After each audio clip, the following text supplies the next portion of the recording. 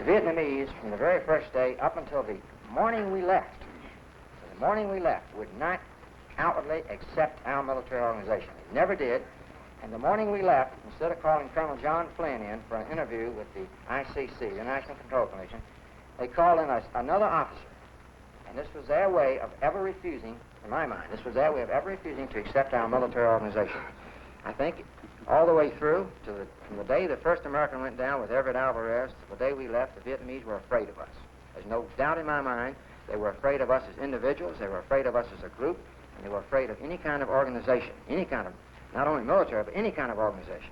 When we were put together, we were forbidden to have groups assemble within a room to listen to a movie, for example, a movie being told.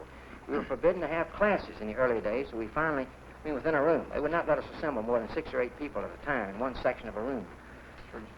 Church services. I'm sure you've heard about this. We had perhaps the biggest confrontation of the entire prison regime was over church services when we put together in January of 70, January 71, I'll say it in a moment.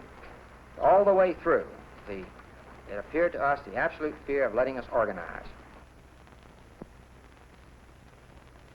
We pitted them because we felt sure that they had been hoodwinked. They had gotten some sort of a guided, controlled tour, and were willing, on the basis of that, to declare to one and all that they had seen firsthand. They had seen with their own eyes and had intimate knowledge of the situation. As such, we felt sorry for them that they had been so badly duped, and at the same time, naturally, quite angry that their statements would affect the thinking of thousands, maybe millions of others. What's your personal feeling of an American who would take part in something like this?